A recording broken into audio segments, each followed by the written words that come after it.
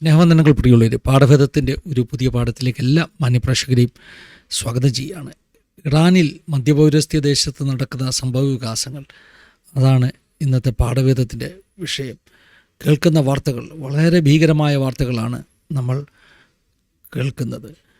രണ്ട് കാര്യങ്ങളാണ് ഇന്ന് ഈ പാഠഭേദത്തിലൂടെ പറയാനുള്ളത്. ഒന്ന്, ഇറാനിൽ നടക്കുന്ന സിറ്റുവേഷൻ, അതിൻ്റെ ഭീകരത.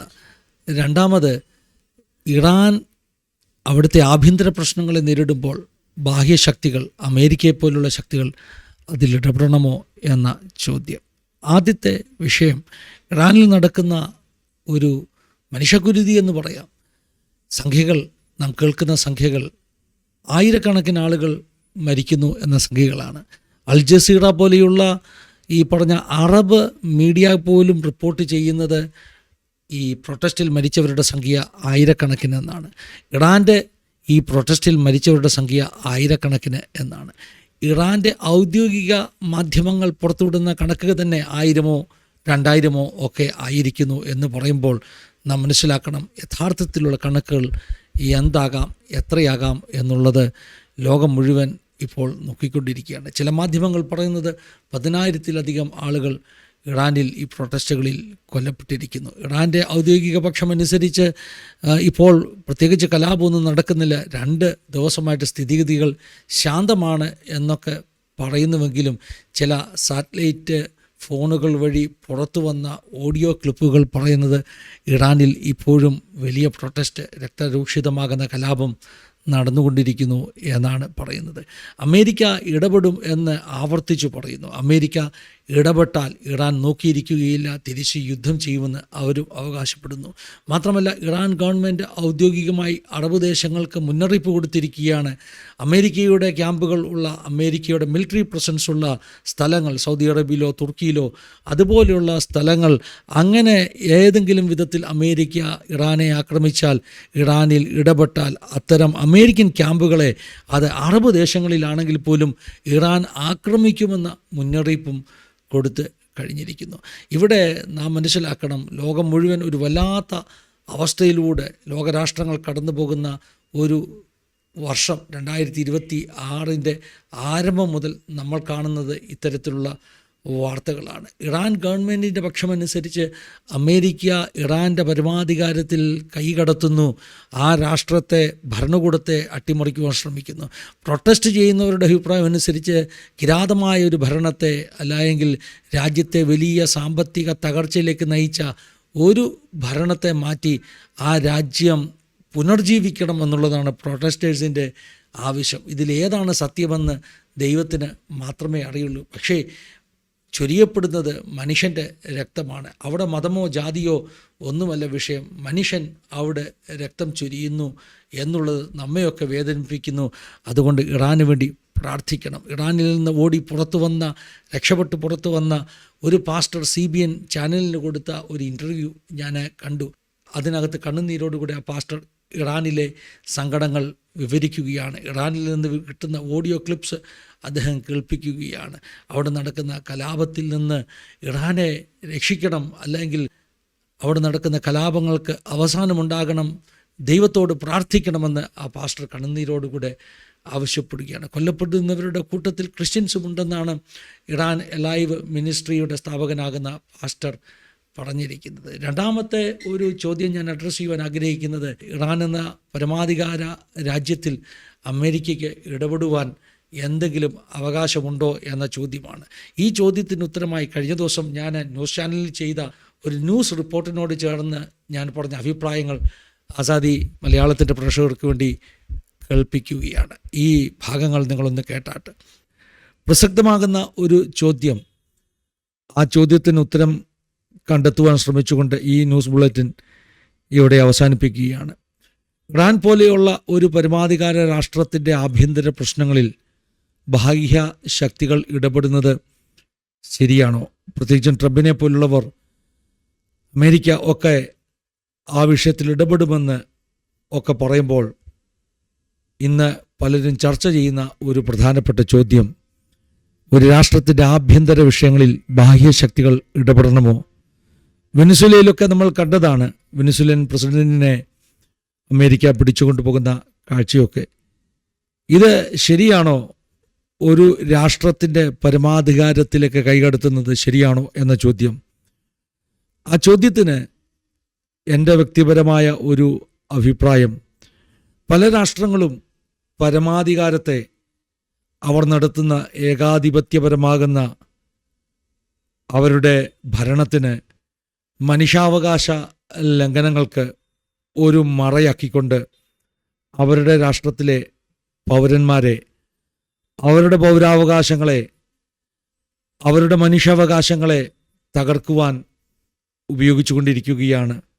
ഏതെങ്കിലും ഒരു ഭ്രാന്തൻ ഫിലോസഫിയുടെ ബലത്തിൽ, അത് രാഷ്ട്രീയ ആശയങ്ങളാകാം, മതപരമായ ആശയങ്ങളാകാം, ആ ഫിലോസഫിയുടെ ബലത്തിൽ ആ രാഷ്ട്രത്തിലെ പൗരന്മാർ നേരിടേണ്ടി വരുന്ന അതിക്രൂരമാകുന്ന മനുഷ്യാവകാശ ലംഘനങ്ങൾ, അത്തരം മനുഷ്യാവകാശ ലംഘനങ്ങൾ ഉണ്ടാകുമ്പോൾ ആ ജനതയുടെ കരച്ചിൽ, ആ ജനതയുടെ നിലവിളി മറ്റ് രാഷ്ട്രങ്ങൾക്ക് കേട്ടില്ല എന്ന് നടിക്കുവാൻ കഴിയുകയില്ല. ബാബിലോണിലേക്ക് പ്രവാസത്തിലേക്ക് പോയ ഇസ്രായേൽ ജനതയുടെ അനുഭവമാണ് എനിക്ക് ഓർമ്മ വരുന്നത്. ബാബിലോണിൽ അടിമത്തത്തിൽ കഴിയുന്ന ജനത്തെ പുറത്തു കൊണ്ടുവരുവാൻ വേണ്ടി രാഷ്ട്രത്തെ മറ്റ് ഭരണകൂടങ്ങൾക്ക് കീഴിലേക്ക് ചരിത്രം മാറ്റിവിടുന്ന കാഴ്ച വേദപുസ്തകത്തിൽ, ദാനിയേലിൻ്റെ പുസ്തകത്തിൽ നമുക്ക് കാണുവാൻ ഇടയായിത്തീരും.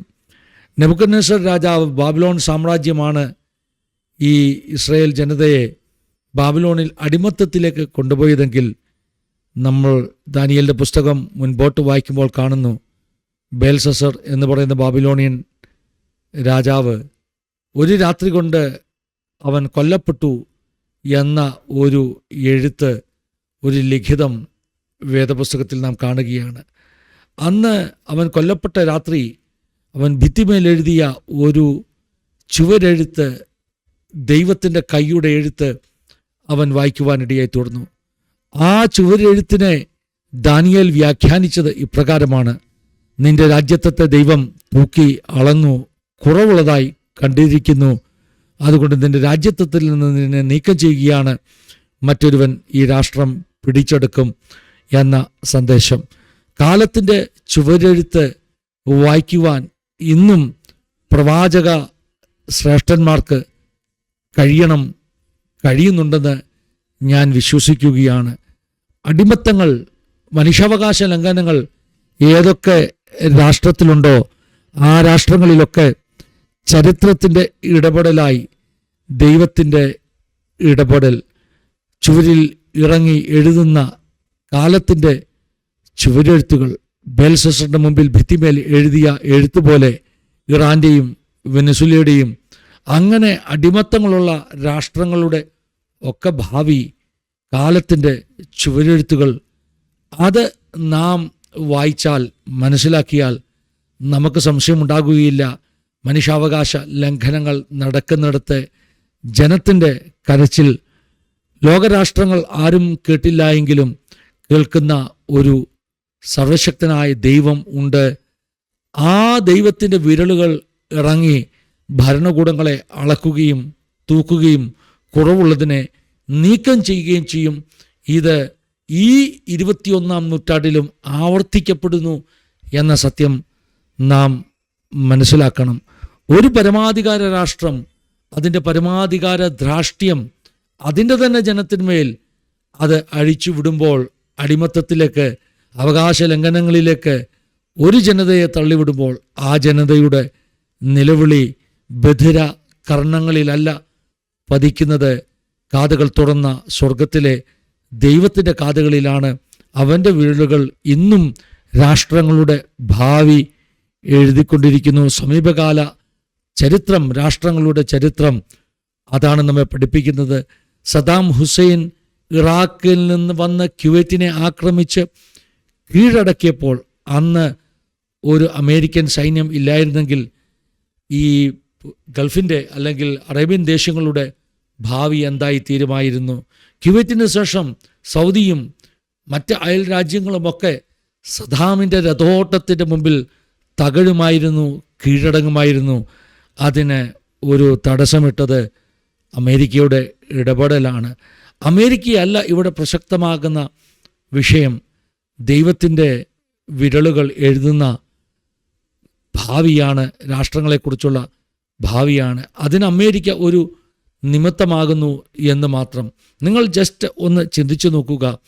സദാമിനോടുള്ള ആ ഒരു ഇടപെടലിൽ, അതുപോലെ തന്നെ ഈ പറഞ്ഞ അഫ്ഗാനിസ്ഥാനിലെയുമൊക്കെ ടെററിസം, ലോകത്തിലെ തന്നെ ഇന്നത്തെ ഈ ടെററിസ്റ്റ് ആക്ടിവിറ്റീസിൽ അമേരിക്കയുടെ ഒരു ഇടപെടൽ ഇല്ലായിരുന്നുവെങ്കിൽ, അമേരിക്ക എന്ന ഒരു രാഷ്ട്രം ഇല്ലായിരുന്നുവെങ്കിൽ എന്തായിരിക്കാമായിരുന്നു ഈ ഭൂമിയുടെ ഗതി അല്ല ഗതികേട് എന്ന് ഒന്ന് ഓർത്ത് നോക്കണം. എനിക്ക് ഇപ്പോഴും ആശ്വാസമുള്ളത് ഇടപെടുന്നത് അമേരിക്കയാണെന്നുള്ളതാണ്. കാരണം ലോകരാഷ്ട്രങ്ങളിൽ ഇന്നും ഏറ്റവും ശക്തമായ ജനാധിപത്യമുള്ള രാഷ്ട്രം അമേരിക്ക. ഈ പറഞ്ഞതുപോലെ സദാമിനെ പോലെയോ കേണൽ ഗദാഫിയെ പോലെയോ അല്ല, ഈ പറഞ്ഞ നമ്മുടെ വെനസ്വേലിയൻ പ്രസിഡന്റ് മധുരോയെ പോലെയോ ഒക്കെ ഒരു ഏകാധിപതിയായ ഒരു രാജാവ് ഭരിക്കുന്ന, ഒരു നേതാവ് ഭരിക്കുന്ന രാജ്യമായിരുന്നെങ്കിൽ നമുക്ക് ആ വിശ്വാസം ആ രാഷ്ട്രത്തോട് തോന്നുകയില്ലായിരുന്നു. ട്രംപ് കുറേ കാലത്തേക്ക് മാത്രം വന്ന തിരഞ്ഞെടുക്കപ്പെട്ട ഒരു അമേരിക്കൻ പ്രസിഡന്റ്, അമേരിക്ക എന്ന രാഷ്ട്രത്തിൻ്റെ ജനാധിപത്യത്തിൽ ലോകത്തിനൊരു വിശ്വാസമുണ്ട്. ആ വിശ്വാസം കൊണ്ടാണ് അമേരിക്കയുടെ ഇടപെടലുകൾ ലോകത്തിലെ ഇത്തരം ഭീകരവാദത്തിന്, മനുഷ്യാവകാശ ലംഘനത്തിന് അല്പമെങ്കിലും ശമനമുണ്ടാകുമെന്നുള്ളൊരു പ്രതീക്ഷ നമുക്ക് നൽകുന്നത്. ഇത് ദൈവത്തിൻ്റെ വിരലടയാളമുള്ള, ദൈവത്തിൻ്റെ ഒപ്പോടുകൂടി രാഷ്ട്രങ്ങളുടെ ഭാവിക്ക് വേണ്ടി ദൈവത്തിൻ്റെ വിരലുകൾ എഴുതിയ ചുവരെഴുത്തുകളാണ്. അതിന് അമേരിക്ക നിമിത്തമാകുന്നു എന്ന് മാത്രം പറഞ്ഞുകൊണ്ട് ഈ ന്യൂസ് ബുള്ളറ്റിൻ ഇവിടെ അവസാനിപ്പിക്കുകയാണ്. ദൈവം എല്ലാവരെയും സഹായിക്കട്ടെ, അനുഗ്രഹിക്കട്ടെ. God bless you all.